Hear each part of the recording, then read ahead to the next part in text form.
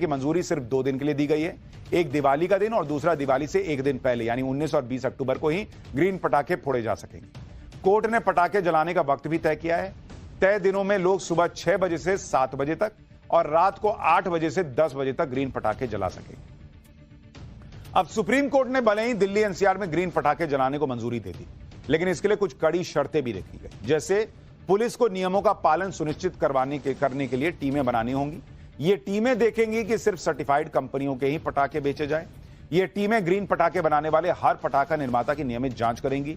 Green पटाखों के डिब्बों पर लगे क्यूआर कोड वेबसाइट पर अपलोड किए जाएंगे। दिल्ली एनसीआर में बाहर से किसी भी तरह के पटाखे लाने की मंजूरी नहीं होगी। ग्रीन पटाखों के अलावा दूसरे पटाखे बेचने वालों के लाइसेंस रद्द कर दिए जाएंगे। सुप्रीम कोर्ट ने साफ कहा कि ई कॉमर्स वेबसाइट पर पटाखों की बिक्री बैन रहेगी। सेंट्रल पोल्यूशन कंट्रोल बोर्ड को संबंधित राज्यों के पोल्यूशन कंट्रोल बोर्ड के साथ मिलकर 14 अक्टूबर से 25 अक्टूबर के बीच हर दिन वायु प्रदूषण का स्तर बताने वाले AQI यानी एयर क्वालिटी इंडेक्स की रिपोर्ट भी तैयार करनी होगी। अपने आदेश में सुप्रीम कोर्ट ने यह भी साफ किया कि पटाखों पर छूट टेस्ट केस बेसिस पर दी जा रही है। लेकिन अब ग्रीन पटाखे हैं, नीला पीला जो भी हो भाई, पटाखा फोड़ने तो मिल गया।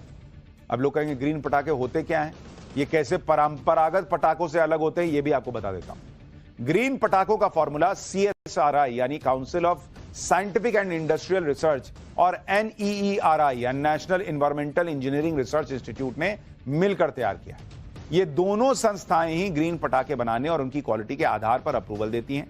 CSIR और NEERI की रिसर्च के मुताबिक पारंपरिक पटाखों में भारी धातु पर आधारित कंपाउंड्स जैसे एल्यूमिनियम, पोटेशियम, नाइट्रेट, सल्फर और बोरियम का इस्तेमाल किया जाता है और काफी ज्यादा किया जाता है, जिसकी वजह से होने वाला धुआं प्रदूषण फैलाता है। जबकि ग्रीन पटाखों में जियोलाइट और आयरन ऑक्साइड जैसे मल्टी फंक्शनल कंपाउंड्स का ज्यादा इस्तेमाल होता है, जिनसे धुआं कम निकलता है।